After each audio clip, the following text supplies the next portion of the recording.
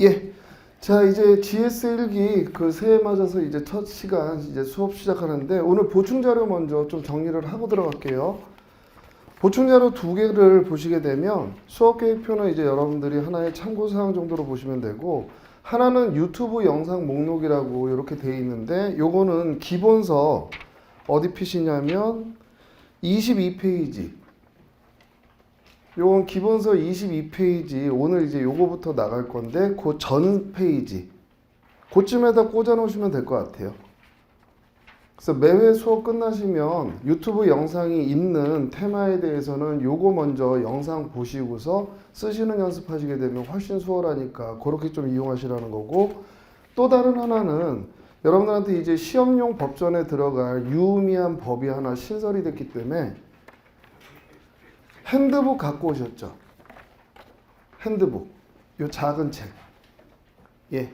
요 핸드북 페이지 어디 보시냐면 110페이지. 요 핸드북 뒤에 여러분들 소속용, 시험용 법전이 아직 없으신 분들이 또 많으시기 때문에 우리 시험 보실 때 요거를 이제 법전으로 이용하시는 건데 110페이지가 이제 행정소송법. 이게 국회가 만든 법입니다. 그리고 그 사이에다 끼시면 돼요. 110페이지하고 111페이지 사이에다가 이번에 이제 대법원이 만든 이제 법이 행정소송 규칙이라는 법인데 저도 이제 요 자료를 출력해서 이렇게 껴보시게 되면 이렇게 글씨가 있는 부분이 딱 요 페이지 안에 들어가요. 그럼 그렇게 맞추신 다음에 그 3면에 여백이 있는 건 가위로 이렇게 잘라내시면 거기에 이제 딱 들어맞게 이제 만든 거니까 요거 끼시고 오늘부터 이제 수업 내용 중에 이 행정소송 규칙을 이제 언급하게 될 겁니다. 굉장히 중요한 그 법이 신설됐기 때문에 여기에 등장한 내용들이 또 올해 여러분들 시험 문제로 등장할 수 있는 논점들이 오히려 좀 예측할 수 있게끔 주어졌다라고 좀 보시면 될 것 같아요. 자, 그럼 교재는 22페이지 펴놓으시고 지금 이제 1기를 시작하다 보니까 이제 연기 수업을 안 들으시고 오신 분들이 있는데 그래서 이제 과거 같은 경우에는 회차가 연기 때 12회, 1기 때 10회 그러다 보면 한 8시간이 텀이 생기기 때문에 이거를 어떻게든 껴 맞추기가 어려워서 그 갭 지우기 특강이라는 특강을 이제 예측을 했다가 그 1기가 이제 회차가 11회로 하나가 이제 그 증가가 됐어요. 그러다 보니까 연기하고 갭이 1회밖에 없기 때문에 그 부분은 차라리 제가 보강을 한번 해드리면 별도의 특강 없이 연기하고 아무런 차이 없이 들을 수 있겠다. 그런 취지에서 이제 특강을 취소하게 되고 대신 여러분들은 한 번에 보강이 있다라는 걸 꼭 이제 유념해 두시고 일정 짜실 때도 그렇게 짜시면 됩니다. 다만 연기를 들으신 분들은 일단 요거는 이제 안 들으셔도 되지만 바로 1기에 오신 분들은 이건 필수 강의예요. 요거는 반드시 다음 시간 오시기 전까지 들으셔야 됩니다. 그래서 두 가지를 들으셔야 되는데 행정쟁송법 입문 강의라는 특강이 있고 그림행정소송법이라는 특강이 있어요. 그럼 이거를 어떻게 찾으실 거냐? 요 그림행정소송법은 학원의 무료 특강 공개 특강에도 올라가 있지만 그 오늘 PPT 자료에 보시게 되면 제 다음 카페가 있을 거예요. 요 카페에 가입하시게 되면 뭐 가입 절차 복잡한 거 이런 거 전혀 없습니다.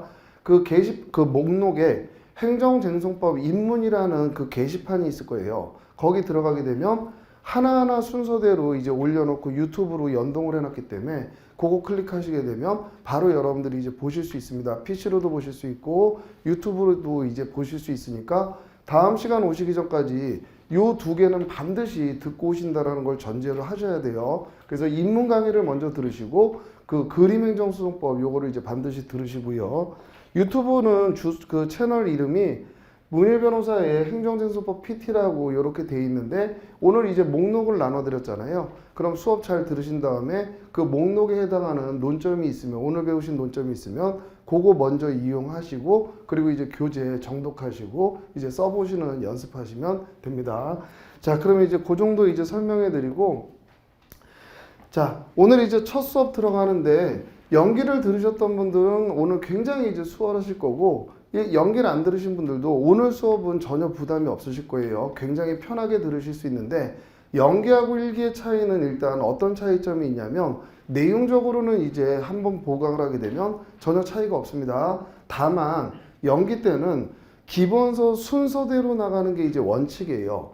근데 1기 때는 기본서 순서를 조금 파괴를 해서 오늘 여러분들이 피고를 배우시게 되면 피고를 배우는 여러 가지 이유 중에 하나가 1심에 소를 제기할 때 어느 법원에 소를 제기해야 되느냐, 그럼 피고가 누구냐에 따라 서울행정법원에 제기해야 되는지 부산지방법원 행정부에 제기해야 되는지 이런 것들이 관련이 있기 때문에 1기의 그 진도는 교재별 진도가 아니라 왜 이걸 배우면 그 다음에 이걸 배워야 되는지, 이게 결국 시험에서도 관련 논점으로 이제 세트로 1문에 나올 수 있기 때문에 그렇게 순서만 바뀐다라는 거. 그럼 이제 여러분들이 약간 수업 들으실 때 뭐 예를 들어 20페이지 듣다가 갑자기 130페이지 갔다가 뭐 70페이지 왔다가 이런 모습은 등장할 수밖에 없습니다. 그건 조금 손은 그 부지런을 떨어야 되지만 그렇게 이제 배우시는 게 전체적으로 50점짜리 1문을 이제 잡을 수 있는 그런 순서기 때문에 그렇게 이제 이해하시면 될 것 같고요. 자, 그래서 오늘은 굉장히 기초적인 내용이 좀 나간다라고 생각하시면 되고, 기초적인 내용이 잘 돼 있으셔야 변형되는 설문도 그 해결하실 수 있기 때문에 오늘은 편안하게 또 들으시면 될 것 같아요. 자, 대한민국의 국가 권력을 보통 3권 분립, 3권 분립이라고 하는데 그 3권에는 뭐가 있느냐? 법을 만드는 입법권이라는 국가 권력이 있고, 이 만들어진 법을 집행하는 행정권이라는 국가 권력이 있고, 이 국가작용이 위법하다면 이게 위법인지 적법인지 판단해서 그걸 분쟁을 해결해주는 사법권이라는 대개 법원의 소송을 얘기를 합니다. 그럼 국가 권력은 입법권, 행정권, 사법권 이 세 가지로 나뉘는데 여기서 여러분들이 꼭 기억하셔야 되는 개념은 딱 두 가지 정도만 생각하시면 돼요. 자, 지금 국회가 법을 만듭니다. 여러분들 도로교통법, 민법 이런 법들 많이 들어보셨죠? 이 법이 원래 원시시대부터 있던 거예요. 인간이 만들어내는 거예요. 인간이 만들어내는 거예요. 그럼 국회가 청소년보호법이라는 법을 만들기 이전에는 청소년보호법이라는 법은 없던 겁니다. 근데 자꾸만 청소년들한테 술을 팔고 이런 문제가 있다 보니까 국회가 야, 이거 도저히 안 되겠다. 청소년한테 주류 제공하는 걸 금지하고 만약에 주류 제공한다면 그 업주를 처벌해야 되겠다. 이런 생각을 가지고 국회가 이제 법을 하나 만든 거예요. 그래서 이름은 청소년보호법. 이게 법의 제목입니다. 그래서 이 법을 만들어서 언제 이 법의 효력이 발생했느냐? 2024년 1월 1일자 요때 시행이 효력이 발생했다라는 의미를 갖습니다. 그럼 2024년 이전에는 이런 법이 없었다라는 거예요. 이제 이 법이 등장한 겁니다. 그래서 법조문을 1조, 2조, 3조 이렇게 읽다 보니까 청소년한테 주류 제공하면, 자, 청소년한테 주류 제공하면 행정청은 영업정지 하여야 된다. 영업정지 처분 하여야 된다. 이렇게 이제 법이 만들어진 거예요. 그럼 이건 청소년한테 술 팔으란 얘기예요? 팔지 말란 얘기예요? 팔지 말란 얘기인데 어느 특정인, 문일, 너는 청소년한테 술 팔지 마. 이런 의미예요. 대한민국 내에 있는 누구라도 청소년한테는 술 팔지 말라라는 거예요. 대한민국 내에 있는 누구라도 그걸 불특정 다수인이라고 합니다. 누구라도 청소년한테 술 팔지 말아라. 누구라도 팔았다면 행정청은 영업정지 처분하겠다. 이렇게 만든 겁니다.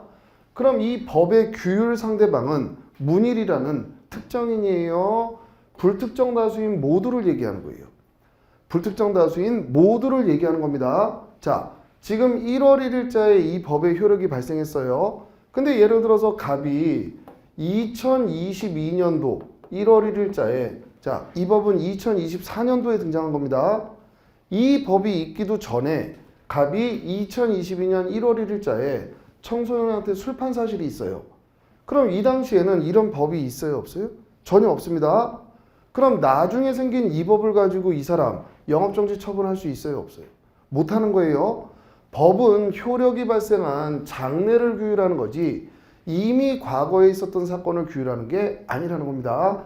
그럼 이 법의 내용은 이날 효력이 발생했는데 지금 눈에 보이는 이미 발생한 사건을 규율하겠다는 거예요. 앞으로 일어날 수 있는 누구라도 이 법의 효력이 발생한 이후에 장래에 이런 일이 있으면 영업정지하겠다. 이건 이미 발생한 과거를 규율하는 거예요. 장래에 발생할 수 있는 추상적 사실을 규율하는 거예요. 추상적 사실을 규율하는 거예요. 그래서 법은 국민을 어떻게 규율하느냐? 일반적, 추상적으로 규율하는 모습을 갖는다. 요걸 입법이라고 이제 얘기를 하는 겁니다. 자, 이제 법의 효력이 발생을 했어요. 지금 이제 법의 효력이 발생한 상태입니다. 자, 갑이라는 애가 2024년 1월 10일에 을한테 술을 팔았어요. 자, 을이라는 청소년한테 술을 진짜 팔았어요. 자, 그럼 법에서 하지 말라는 행위를 했죠. 그럼 이건 추상적 규율인데 하지 말라는 행위를 지금 현재 눈에 보이는 구체적 행위를 했죠. 자, 근데 적발 안 됐어요. 청소년한테 술 판 사실이 적발이 안 됐어요. 그럼 자동적으로 영업정지돼요? 적발 안 됐어요. 분명히 얘 청소년한테 술은 팔았는데 자동적으로 그럼 영업정지돼요? 아닙니다. 이 입법 자체만으로는 이 사람한테 직접적인 영향을 미쳐요. 이걸 집행하는 행위가 별도로 있어야 돼요. 집행하는 행위가 별도로 있어야 돼요. 그럼 요 입법 상태 자체만으로는, 요 법이 존재하는 자체만으로는 여러분들이 위반되는 행위를 했어요. 그 자체만으로 여러분들한테 직접적으로 영업정지되는 효과가 발생한다는 거예요. 직접적인 효과가 발생하는 게 아니라는 거예요. 직접적인 효과가 발생하는 게 아니라는 겁니다. 근데 적발됐어요. 요 업무를 관할하는 행정청한테 이 사실이 적발됐어요. 그럼 법에 뭐라고 돼 있어요? 청소년한테 주류 제공하면 행정청은 영업정지 하여야 한다. 그럼 행정청은 당연히 얘를 적발했으니까 이 법을 집행해야 되는 겁니다. 그래서 1개월이든 2개월이든 갑 영업정지 처분을 했어요. 그럼 그 영업정지 내용에 따라 갑은 1개월이든 2개월이든 영업을 해서는 안 되는 의무가 발생하는 거예요.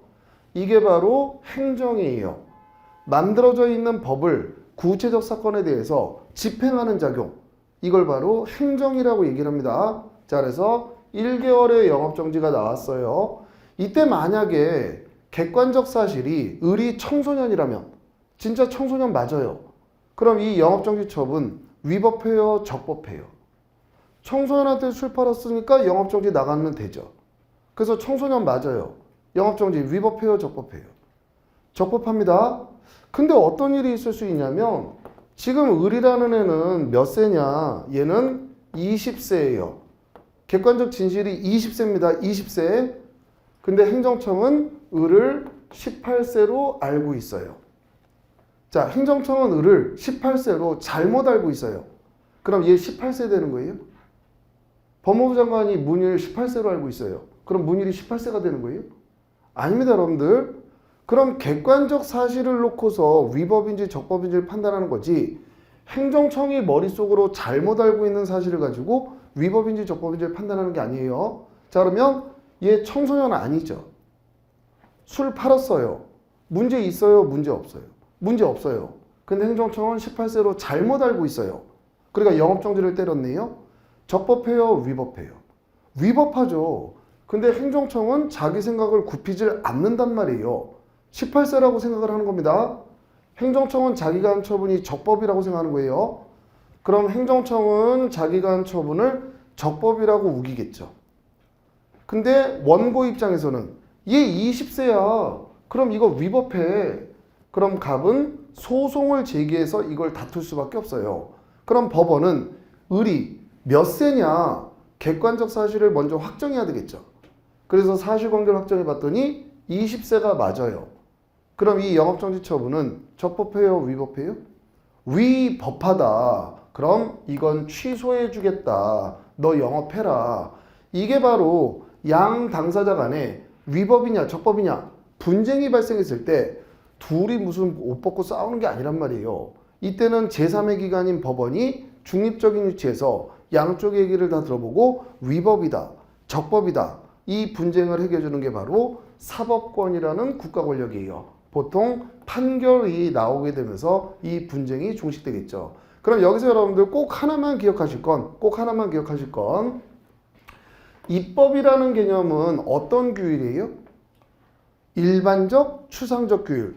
누구든지 뭐하면 뭐뭐 할 거야. 뭐하면 뭐뭐 할 거야. 자, 입법이 만들어져 있습니다. 자, 요게 있는 상태에서 법을 위반하는 행위를 했어요. 갑이 청소년한테 술 파는 행위를 진짜 했어요. 그럼 자동적으로 입법이 집행돼요. 행정청이 법을 집행하는 작용이 별도로 있어야 돼요.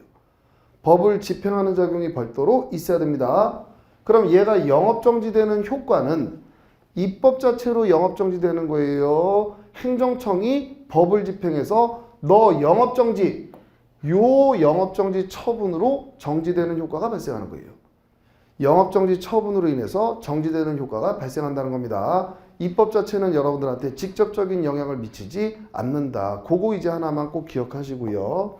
자, 그러면 이제 22페이지 이제 내용 들어갈게요. 자, 일단 칠판 먼저 보시고 교재에 필요한 부분은 제가 코멘트를 해드릴 거고 써보셔야 되는 부분은 그 부분별로 이제 체크를 해드릴 겁니다. 자, 우리 국회에서 법을 하나 이제 만들었어요. 자, 국회가 이제 법을 하나 만들었습니다. 그래서 어떤 법이 나왔느냐? 도로교통법.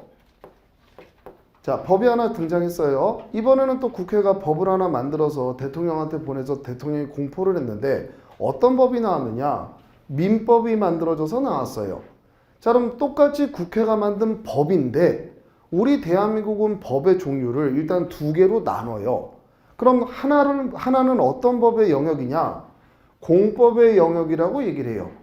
그럼 또 다른 반대쪽의 법의 영역은 어떤 영역이냐? 사법의 영역이라고 얘기를 해요. 그럼 왜 법은 국회가 만든 건 공통인데 두 개로 나누는 거냐? 이 법을 만든 목적, 이 법을 해석하는 원리가 다르더라는 거예요. 그래서 예를 들어 도로교통법을 만들었네요. 그럼 이 도로교통법을 보게 되면 음주운전하지 마라. 음주운전하다 적발되면 면허 취소하고 너 때린다. 형벌 부과하고 과태료 부과하고 때리겠다. 그럼 이 도로교통법의 목적은 뭐냐? 도로의 안전, 무고한 국민의 생명, 시체, 재산 보호. 이게 바로 도로교통법의 목적이라는 거예요. 그럼 이 법은 공법으로 편입이 되는데 공법의 목적은 그럼 뭐냐? 대표적으로 질서 유지. 자, 질서가 지금 평온합니다. 근데 코로나 사태가 터졌어요. 그럼 요 사태를 때려서 질서의 위해를 제거해서 다시 평온한 상태로 돌려보내는 거. 음주운전하다 적발됐습니다. 그럼 음주운전한 사람 때려야 되겠죠. 그럼 다시 음주운전이 없는 상태로 돌려보내겠죠. 이게 바로 질서 유지. 자, 국민들이 살기 어려운 생활보호를 받지 못하는 이런 국민들이 있겠죠. 그 국민들도 인간다운 생활을 하려니까 기초연금이라든지 생활보호자금이라든지 이런 금전을 준단 말이에요. 지금 상태보다 좀 더 나은 상태로 끌어올려 보자. 이게 공공의 이익을 증진하기 위한 이런 내용들을 담고 있는 법들을 공법이라고 얘기를 해요. 그럼 사법의 대표적인 민법은 뭐냐? 인격적으로 평등한 사람들이 자기 돈을 어떻게 쓰는 게 효율적인지, 계약을 체결할지 말지, 체결한다면 누구랑 체결할지, 체결했다가도 계약을 얼마든지 자유롭게 해지할 수 있어야 된다. 이게 바로 사적 자치의 원칙이에요. 그 기준을 만들어 놓은 거에 해당하는 법을 사법의 영역이라고 얘기를 합니다. 그 중에 대표적인 게 민법이 해당하는 모습이고요. 자, 그럼 이 법을 공법관계와 사법관계 이렇게 일단 법의 종류를 두 개로 이제 나누는데 여러분들이 국가를 만날 때, 자, 여러분들이 이제 국가를 만날 때 어느 법으로 만나느냐에 따라 일단 공법으로 국가를 만났냐, 민법으로 국가를 만났냐, 이거에 따라서 적용되는 법 원리라든지 다퉈야 되는 절차가 달라지더라는 거예요. 그러니까 일단 여러분들이 지금 국가하고 법률 관계를 맺었는데 법에 의해서 만났는데 그 법이 공법이냐 사법이냐 이거부터 이제 먼저 구별할 수 있어야 되는 거예요. 그럼 공법은 우리가 배우는 행정법만 있는 건 아닙니다. 행정이라는 개념의 대표적인 게 질서유지, 공익증진 이런 내용을 담고 있으면 그것들을 전부 다 행정법이라고 얘기를 하는데 이 공법에는 행정법만 있는 건 아니에요. 앞으로 또 배우실 헌법이라는 법도 있고 형법이라는 법도 있습니다. 그럼 헌법은 뭐예요, 여러분들? 헌법, 대한민국 헌법.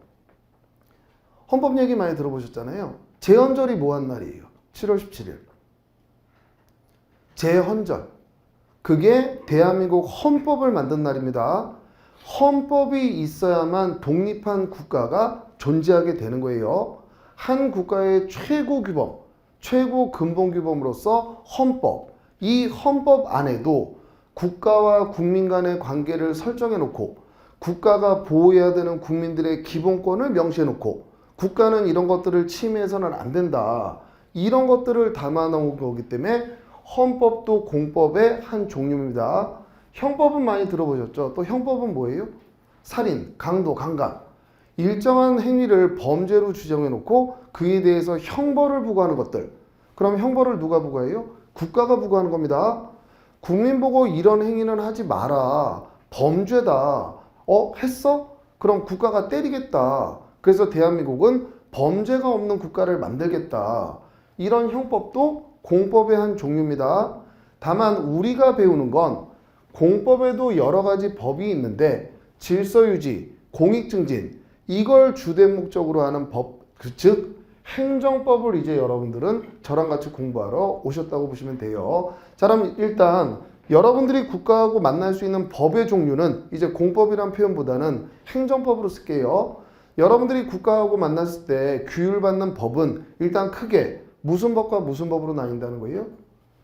행정법과 사법, 민법으로 만나는 관계로 일단 크게 나눠볼 수 있다는 겁니다. 자, 그럼 이제 행정법으로 만나볼게요. 국가를 행정법으로 만나볼게요.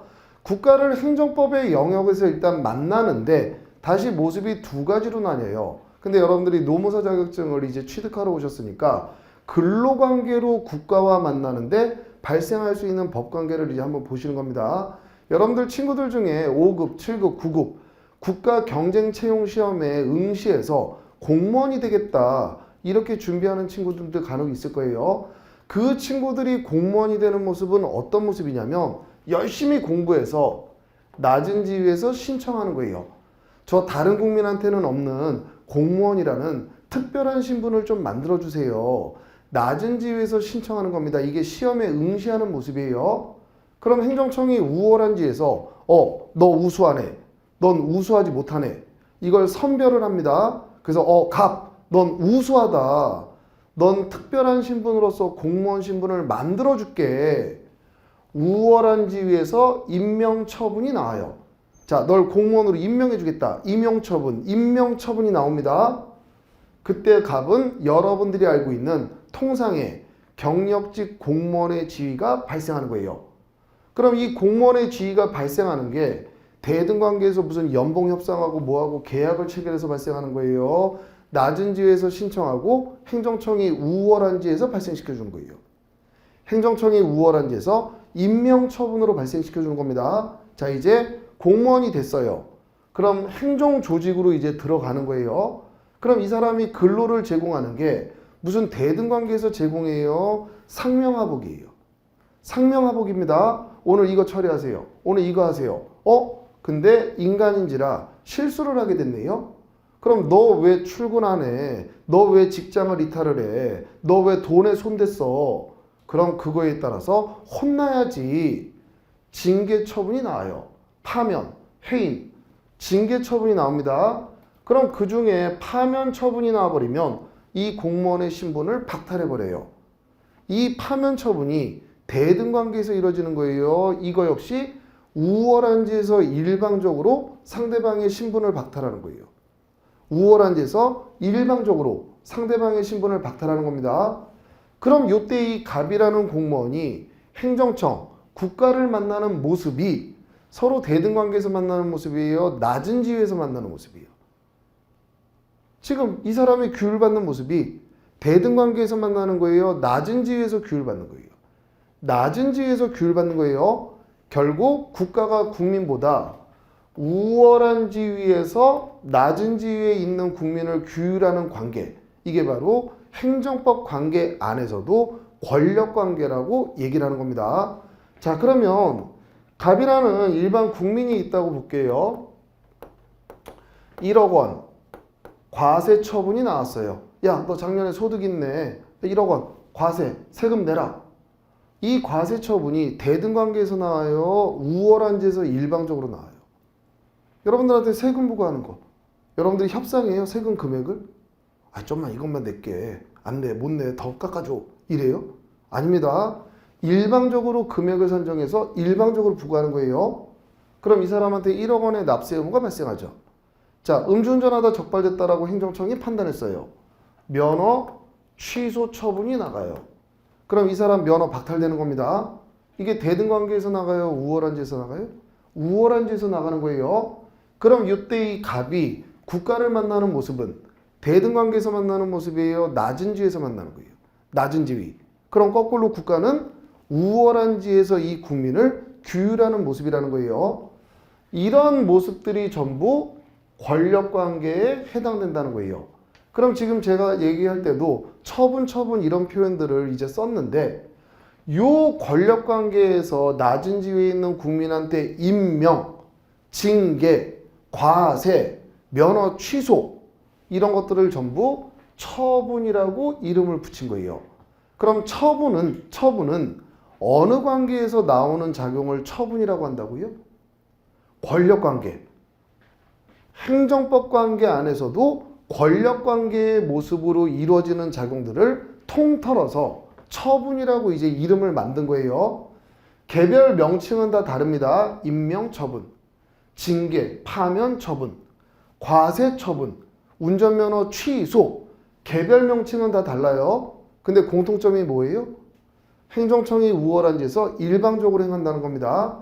그런 작용들을 통틀어서 처분이라는 이름을 만들어낸 거예요. 자, 그럼 이제 공무원이 되는 모습 중에 또 특이한 모습이 어떤 게 있냐면 갑이라는 사람이 의사, 특별한 지식이나 기능이 있어요. 노무사 자격이 있어요. 무용, 합창의 기능을 가지고 있네요. 근데 국가나 지자체가 국민들한테 무상의 의료, 무상의 법률 지식, 무상의 학문 예술 이런 것들을 제공하려니까 이러한 특수한 기능이나 전문적 지식을 갖고 있는 사람들이 또 공무원으로서 필요하더라는 거예요. 근데 이런 사람들 가서 찍어서 야 춤춰, 야 수술해, 이건 모습이 이상하더라는 거예요. 그럼 이런 사람들은 어떻게 공무원으로 데리고 들어가느냐? 이제 공고를 내요. 우리 어느 그 노동청에 무상으로 법률 지식을 서비스해 주실 수 있는 노무사님을 모십니다. 그래서 여러분들 나중에 나라일터 사이트라는 사이트가 있어요. 거기 들어가서 검색어에 공인노무사 치게 되면 전국의 유관기관에 공인노무사님을 초빙합니다. 모십니다. 근로조건은 이렇습니다. 경력은 이런 걸 요구합니다. 이런 공고문을 보실 수 있습니다. 자, 그래서 공고가 떴어요. 그럼 갑이라는 사람이 노무사 자격증을 가지고 있는데 이 공고를 봤어요. 그럼 무조건 가야 돼요?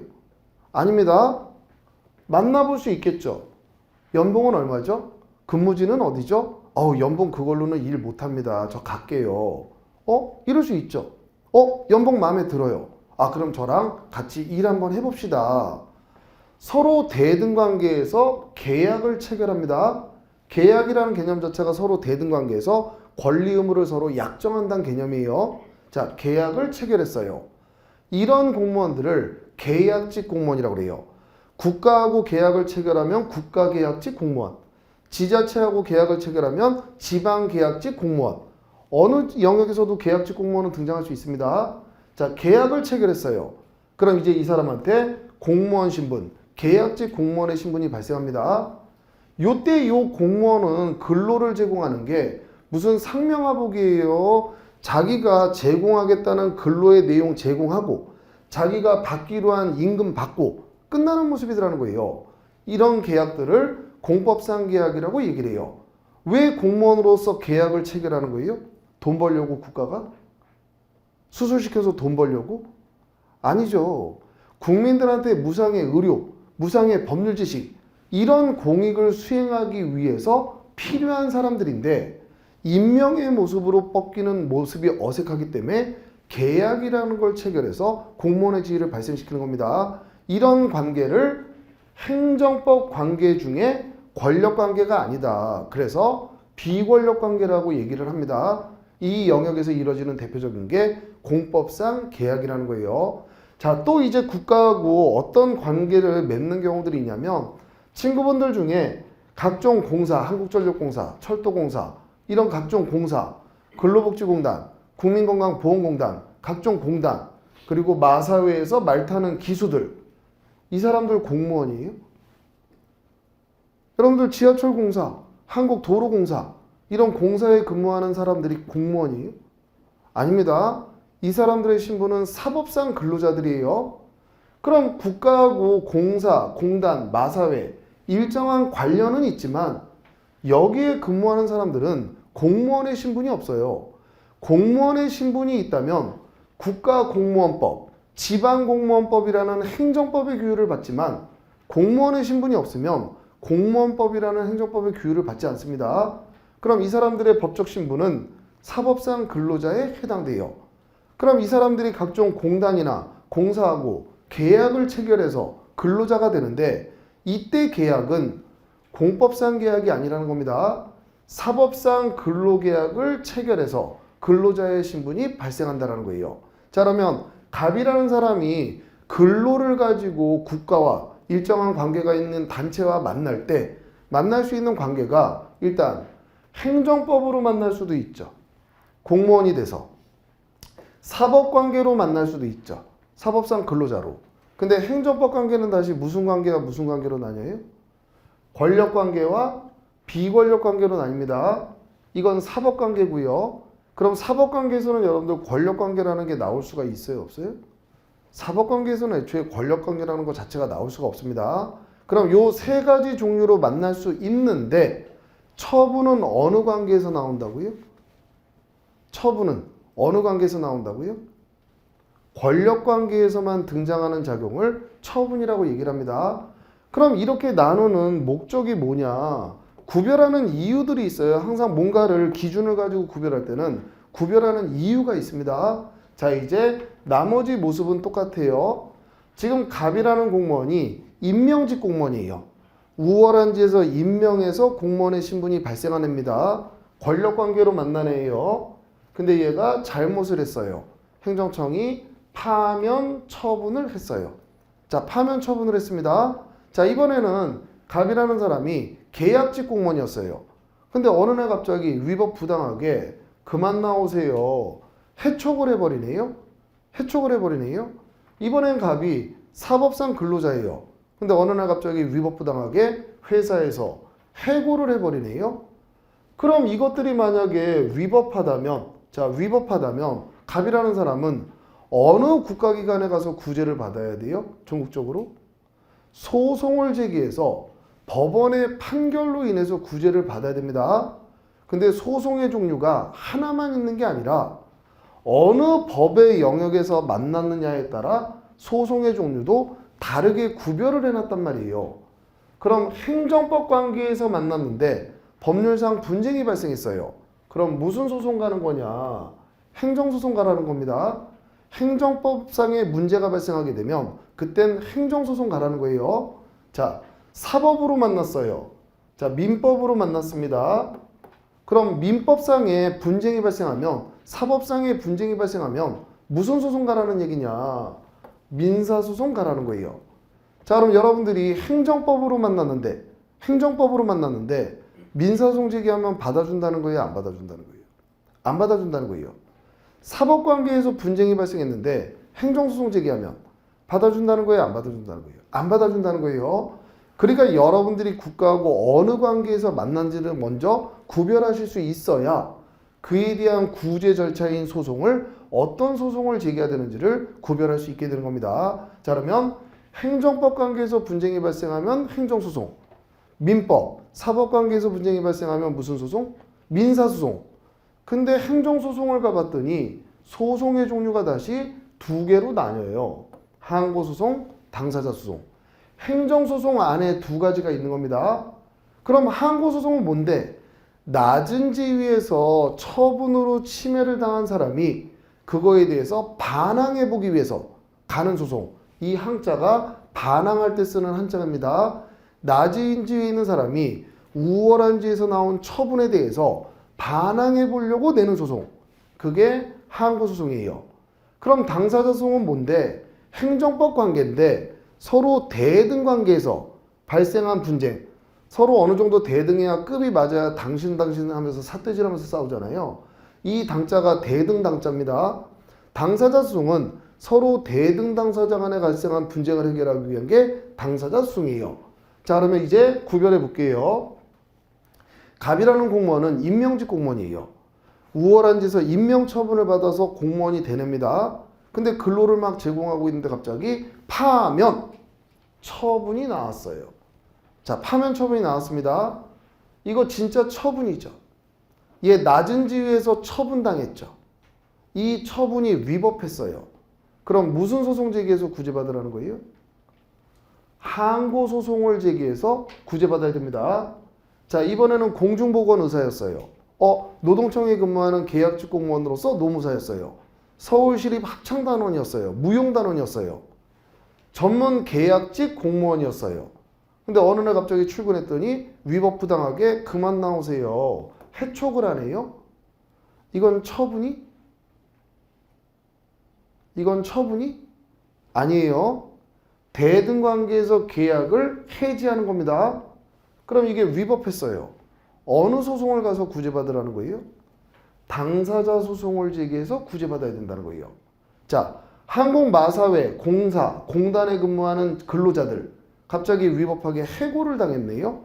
그럼 이 소송 제기하면 받아줘요, 안 받아줘요? 안 받아줘요. 무슨 소송 제기하라는 거예요? 민사소송을 제기하라는 겁니다.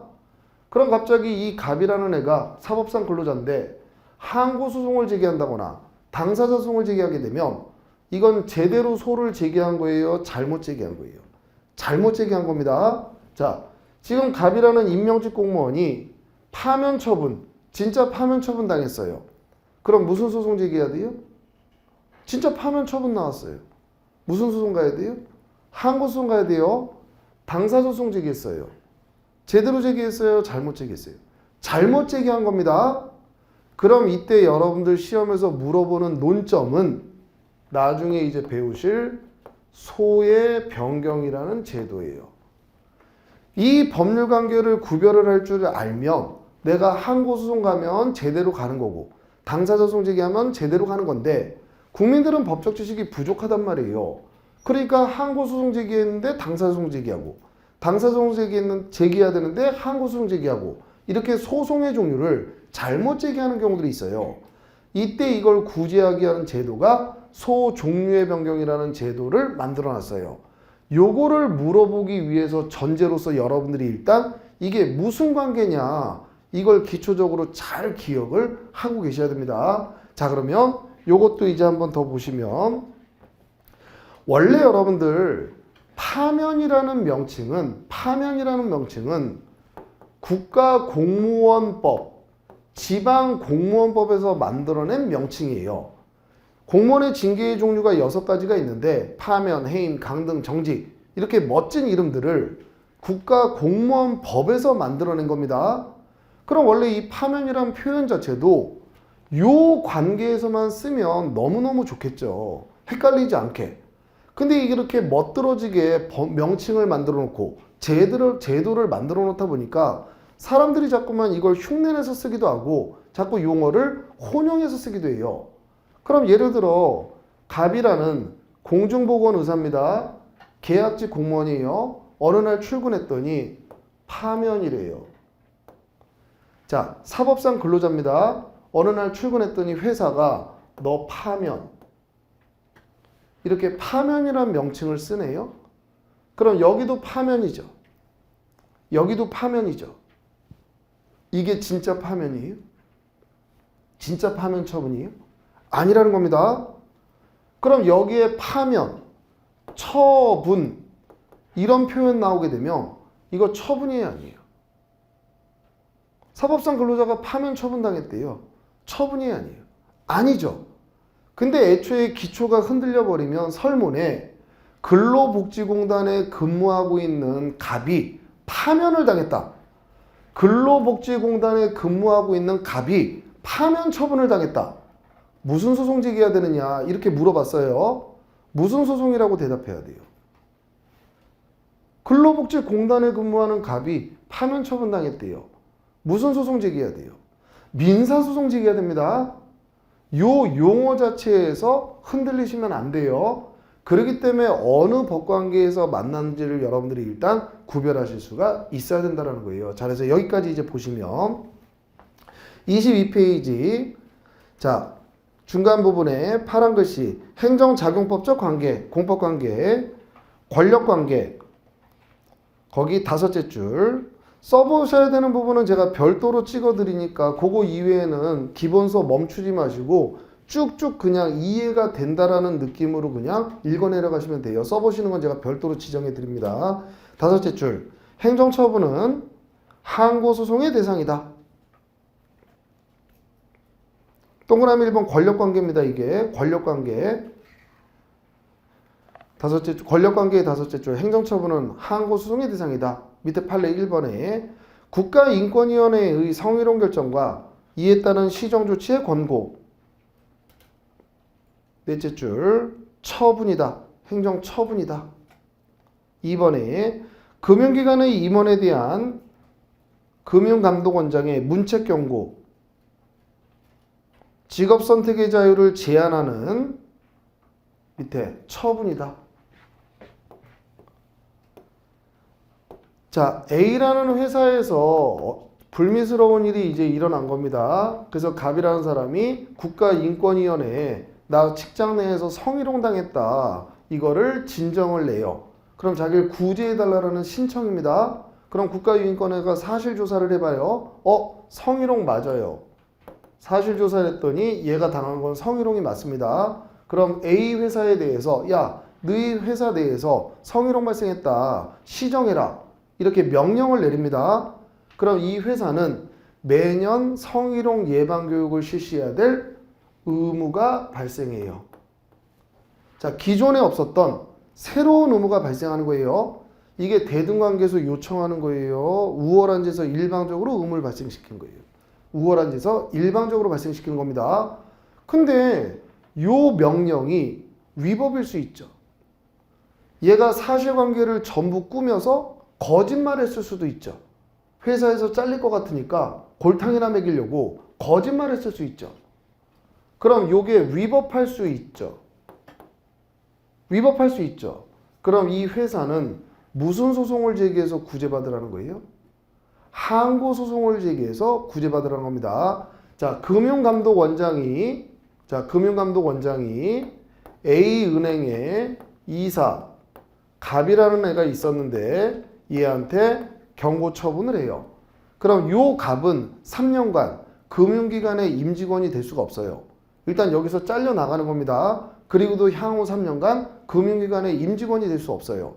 그럼 우리 헌법에는 모든 국민은 직업선택의 자유라는 기본권이 있는데 헌법상 기본권도 이제 배우실 겁니다. 모든 국민은 직업선택의 자유라는 기본권이 있는데 이게 위법했어요. 그럼 위법하게 뭘 침해하는 거예요? 헌법상 직업선택의 자유라는 기본권을 침해하는 겁니다. 이게 대등관계에서 나온다는 거예요? 우월한 지에서 나온다는 거예요? 우월한 지위. 그럼 이게 위법하다면 이 사람은 무슨 소송을 제기해서 구제받으라는 거예요? 항고소송을 제기해서 구제받으라는 거예요. 자, 그 내용 이제 보셨고, 자, 우측 페이지는 상단에 있는 박스는 여러분들 그냥 한 번 정도 읽어보시면 돼요. 이건 진짜 처분이에요. 이건 임명직 공무원에 대해서 법에서 예정하고 있는 국가공무원법, 지방공무원법에서 예정하고 있는 진짜 처분입니다. 파면, 해임, 강등, 정직, 감봉, 견책. 자, 그럼 요 진짜 처분이 얘한테 나갔어요. 임명직 공무원한테. 요 6가지 진짜 징계 처분이 갑한테 나갔어요. 임명직 공무원한테. 그럼 무슨 소송 가야 돼요? 항고소송 가는 거예요. 근데 요 6가지 명칭이 분명히 등장했는데 의사, 얘한테 등장했어요. 항고소송 가는 거예요? 당사자 가야 돼요? 당사자 가야 돼요. 갑이라는 사법상 근로자한테 이 6가지 표현이 등장을 해요. 그럼 무슨 소송 가야 된다는 거예요? 민사소송 가야 된다는 겁니다. 이거에 헷갈리시면 안 돼요. 자, 동그라미 2번에 비권력적 관계, 첫째 줄. 비권력적 관계는 행정주체와 국민 간의 관계가 대등한 지위다. 대표적인 게 바로 밑에 공법상 계약을 체결하는 경우 또는 공법상 금전 청구권. 앞으로 이제 여러분들이 국가한테 많은 돈을 받을 수 있는 청구권들을 배우시게 될 거예요. 그때 돈 달라, 나 돈 달라. 그 금전이 공익을 위해서 제급하는 금전인 경우, 그런 경우에도 당사자 소송의 대상이 된다. 자, 그럼 판례 1번. 전문 계약직, 계약직에다 동그라미 치시면 돼요. 계약직 공무원, 공중보건의사, 채용계약 해지 의사표시, 처분이 아닙니다. 맨 끝에 당사자 소송. 2번에 첫째 줄 지방공무원 채용 계약, 계약에다 동그라미 치세요. 지방계약직 공무원입니다. 채용계약 해지. 일반 공무원에 대한 징계 처분과는 달라서 항고소송의 대상인 처분의 성격이 인정되지 않는다. 그럼 무슨 소송가라는 거예요? 당사자 소송. 3번에 서울시립 무용단원의 위촉, 공법상 계약. 따라서 해촉, 공법상 당사자 소송. 4번에 둘째 줄 옴부즈맨 채용행위가 공법상 계약에 해당하는 이상 밑에 끝에 청약에 대하여 승낙을 거절하는 의사표시 없이 밑에 처분에 해당한다고 볼 수 없다. 자, 공법상 계약 중에 그래도 최신 판례에 해당하는 사건이 이 옴부즈맨 사건인데 그래서 여러분들 시험에 이제 케이스로도 나올 수 있는 구조입니다. 이 옴부즈맨이 뭐냐면 서울시 의회가 있고 자, 지방자치단체 내에 그 지자체가 어떤 것들을 수행할지 내부적으로 결정하는 의회가 있고 여기서 결정된 사항을 집행하는 서울시장, 지금은 이제 오세훈 씨가 앉아있죠. 서울시장. 그럼 서울시장의 명령에 따라서 집행을 하는 산하 공무원들이 이렇게 있을 수 있어요. 근데 이 공무원들이 일을 제대로 해야 되는데 일을 제대로 안 하고 시민들한테 불편을 많이 끼칠 수도 있단 말이에요. 그러니까 지방의회가 이런 공무원들을 통제하기 위해서 옴부즈맨을 하나 뽑아요. 이런 행정에 대한 전문적 지식이 있는 사람들, 법학 교수라든지 뭐 변호사라든지 노무사라든지 이런 행정에 관한 전문적 지식을 가진 사람들을 이제 수소문합니다. 갑이라는 사람이 이 일을 너무 잘할 것 같아요. 그럼 요 옴부즈맨 계약을 체결하게 되면 요 갑이 암행어사처럼 자신의 신분을 숙이고 와서 민원을 막 내보는 거예요. 요것 좀 처리해 주세요. 요것 좀 처리해 주세요. 그랬더니 제대로 일 안 하네요. 차일피일 계속 미루네요. 그럼 이제 그걸 가서 일르는 거예요. 그럼 우리 국회가 여러분들 연말이면 항상 국정감사, 국정조사 이런 거 하잖아요. 지자체에서도 그런 조사가 있습니다. 행정조사가. 요걸로 통제를 하는 거예요. 이게 바로 옴부즈맨 채용입니다. 근데 어떤 일이 있었냐면 갑이라는 사람이 원래 직장을 다니고 있었단 말이에요. 근데 갑자기 지방의회가 계약 체결합시다. 우리랑 좀 일을 합시다. 막 유인을 했어요. 그래서 다니던 직장을 사직했어요. 그만뒀습니다. 그리고 약속한 날짜에 사인하려고 왔더니 갑자기 지방의회가 이거 어떡하죠? 당신 월급이 예산에 책정이 안 돼 있어서 사인을 할 수가 없어요. 죄송합니다. 승낙을 거절하는 거예요. 계약 체결을 못하겠다는 겁니다. 이게 우월한 짓을 일방적으로 하는 거예요. 대등관계에서 계약을 체결하지 못하겠다는 거예요. 대등관계에서 계약을 체결하지 못하겠다는 거예요. 근데 이 거절로 인해서 이 사람 손해 발생 안 해요? 손해 발생했어요. 손해 발생했죠. 그럼 이 거절이 위법했다면, 부당했다면 무슨 소송 가서 구제받으라는 거예요? 당사자 소송을 제기해서 구제받아야지 항고 소송을 제기해서는 안 된다. 그랬던 사건입니다. 자, 넘기시면 5번에 요건 편하게 한번 읽어보세요. 나중에 당사자 소송에 다시 등장하니까 배우신 분들은 읽어보시면 되고 처음 보신 분들은 그냥 물음표 정도 해놓으시면 됩니다. 지금 큰 의미를 갖는 판례는 아니기 때문에. 자, 반가로 2번에 이제 사법관계를 볼 거예요. 자, 여러분들이 국가하고 사법관계로 만날 수도 있는데 여기에 국고라는 표현은 왜 등장하냐면 국가가 금고의 주인, 돈의 주인으로서 시장에서 여러분들을 만나는 관계. 그럼 원래 민법, 이걸 사법이라고 얘기하는 건 요 민자가 백성민자입니다. 사자가 개인사자예요. 그럼 원래 민법은 여러분들하고 제가 만나는 거, 이걸 전제로 만들기는 했지만 자, 여러분들 시장에 나가서 자동차 살 때 어떤 걸 기준으로 돈을 써요? 여러분들이 자동차 고를 때 무수히 많은 자동차가 있잖아요. 그럼 어떤 걸 기준으로 돈을 이제 꺼내요? 값싸고 질 좋은 거. 그럼 국가가 돈 들고 시장에 나와서 자동차 살 때 국가는 비싸고 효율적이지 않은데 저 회사 불쌍하니까 팔아줘야 되겠다. 이 생각을 해요? 아닙니다. 국가도 똑같이 값싸고 질 좋은 거. 그럼 국가가 시장에서 여러분들을 만날 때는 무슨 공익을 추구해요? 경제적 이익 추구, 사적 자치 영역에서 여러분들을 만난다는 거예요. 사적 자치 영역에서 여러분들 만난다는 거예요. 근데 원래 민법이나 사법은 여러분들이나 저, 백성들끼리 만날 때를 전제로 한 표현인데 지금 누구를 만나는 거예요? 시장에서? 국가를. 그러니까 국고, 국가가 금고의 주인으로서 여러분들을 만날 때 이런 표현을 하나 더 만들어낸 겁니다. 요거는 크게 신경 안 쓰셔도 돼요. 그럼 요 사법관계로 만나는 게 여러분들은 근로의 모습으로 일단 보셨는데 또 어떤 것들이 있을 수 있느냐. 자, 요거까지 하고 잠시만요. 그러면 요거를 좀 쉬었다 하고 여기 일단 배우신 거 먼저 볼게요. 24페이지. 방가로 2번에 사법관계. 자, 둘째 줄에 국유 일반재산의 매매, 임대차, 대부계약. 요거 이제 잠깐 쉬었다가 설명해 드릴 거고요. 물품구매. 국가가 시장에서 물건 살 때.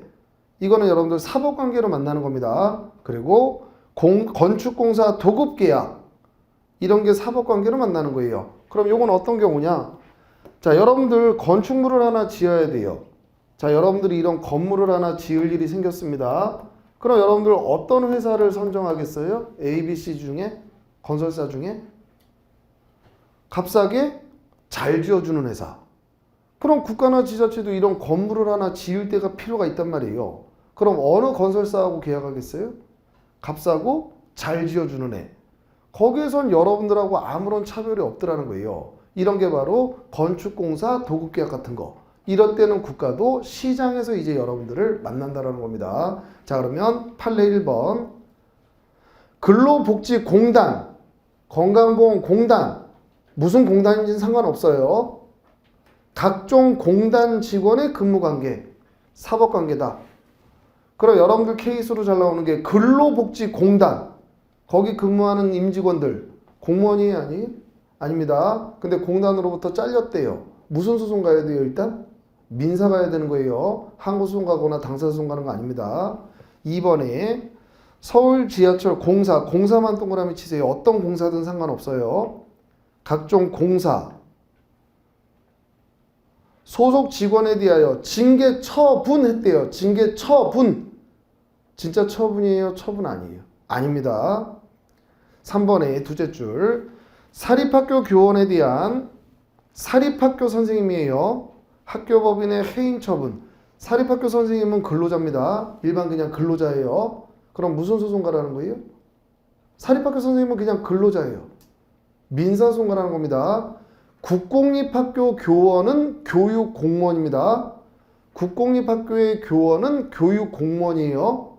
그럼 교육공무원이 파면 처분당했대요. 무슨 소송 가는 거예요? 항고소송. 사립학교 교원이 파면당했대요.